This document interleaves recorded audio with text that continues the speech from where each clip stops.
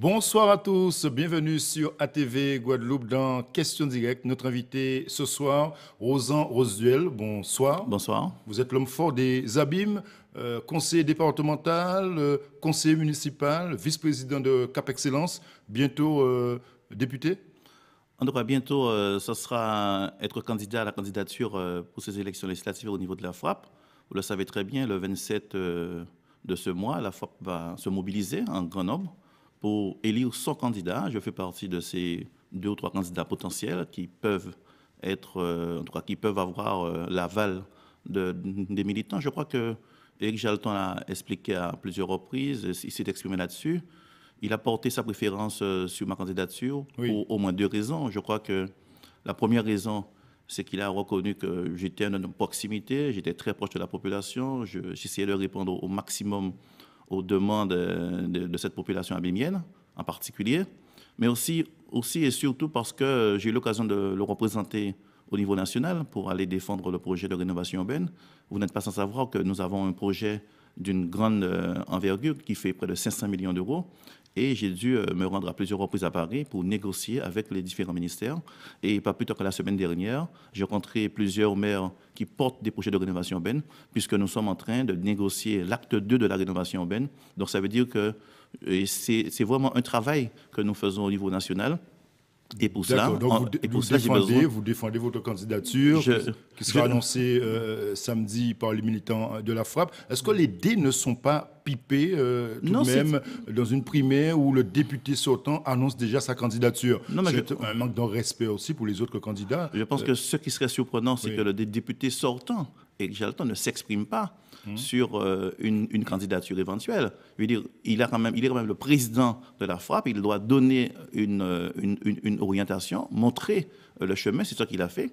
Ensuite, il l'a dit, les militants de la FRAP sont libres de choisir parmi les autres candidats, et donc nous aurons une compétition, j'allais dire, démocratique, et donc les militants auront à s'exprimer. Donc vous avez de l'ambition politique, on l'a compris, Rosan Rosuel. Vous avez pensé déjà à votre suppléant ou votre suppléante? Puisque cette première circonscription sera compliquée. Je crois qu'il faut y aller par étapes. La première étape, c'est d'être validé par les militants de la FRAP. Ensuite, dès lors qu'on aura l'onction de la population, j'allais dire militante de la FRAP, il s'agira pour moi de discuter, de rencontrer un certain nombre de personnes, y compris sur Marie-Galante, y compris sur Monalo. Certains disent que le suppléant, la suppléante devrait être un Marie-Galantais ou une Marie-Galantaise. Vous savez que nous sommes en pleine discussion avec un certain nombre de personnes.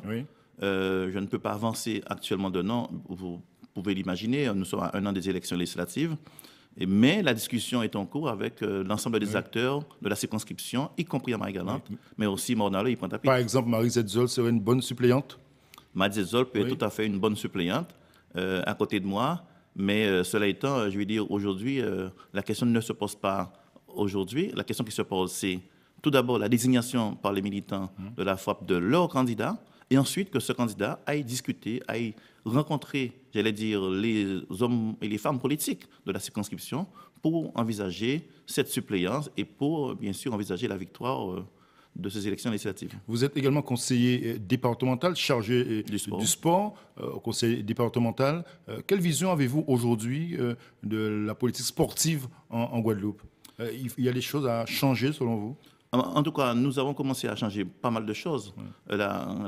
L'une des premières choses qu'il fallait faire, c'était de rassurer les ligues et comités qui mènent la politique sportive, j'allais dire, au plus près des acteurs sportifs dans plusieurs domaines, l'athlétisme, les sports d'équipe, le basketball, le handball, etc. Ça, c'est la première chose. La deuxième chose, ce sont les associations qui sont sur le terrain, qui voient les différents problèmes, qu'il fallait aussi accompagner, j'allais dire, surtout des associations qui ont un caractère, on va dire, départemental. Et enfin, je crois qu'aujourd'hui, compte tenu du fait que les ligues et les comités sont, entre guillemets, rassurés sur le soutien et l'accompagnement du conseil départemental, aujourd'hui, nous pouvons envisager l'avenir, un avenir meilleur pour le sport en Guadeloupe. L'avenir meilleur pour le sport en Guadeloupe passe par une synergie entre la région et le département. Hasard quand même politique. Au département, c'est un abimien, donc c'est vous. À la région, c'est un autre élu abimien, c'est Dominique Théophile. Est-ce qu'entre vous, il y a une vraie synergie pour travailler ensemble les grands dossiers sportifs? Dominique Théophile a été récemment élu conseiller régional et donc chargé du sport.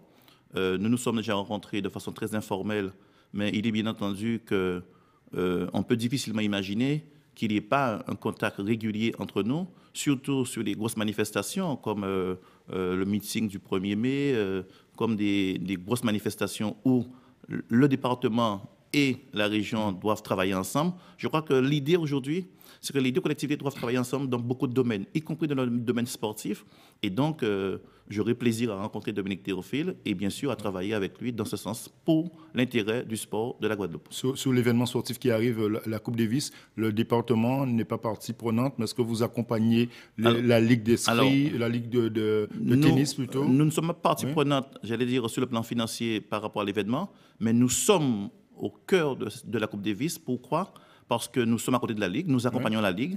Nous sommes en train de monter une série de manifestations qui vont se dérouler autour de la Coupe Davis, de façon à ce que cet événement puisse vraiment, j'allais dire, non seulement attirer des futurs tennisman, mais aussi, j'allais dire, donner une plus grande impulsion au sport de façon plus générale en Guadeloupe. Je crois que c'est vraiment l'événement qu'il nous fallait en Guadeloupe pour, j'allais dire, relancer ce sport que nous avons besoin.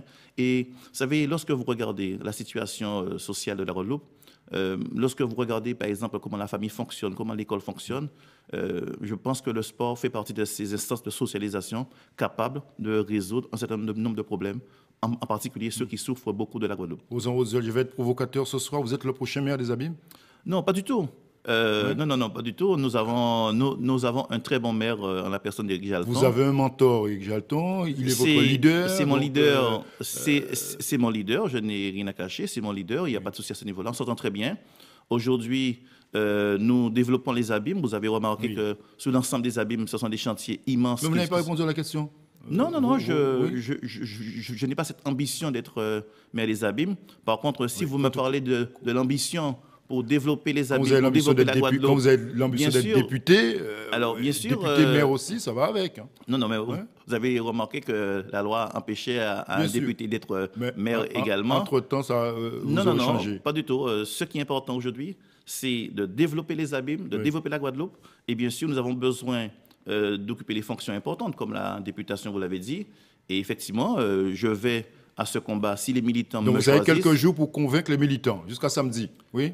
Je suis en contact avec les militants. Les militants me disent qu'il faut être présent et donc je serai présent et je vais essayer de relever le défi. Merci Ozan Rozuel d'être venu ce soir dans Question Directe. Bonne soirée sur ATV Guadeloupe. À demain.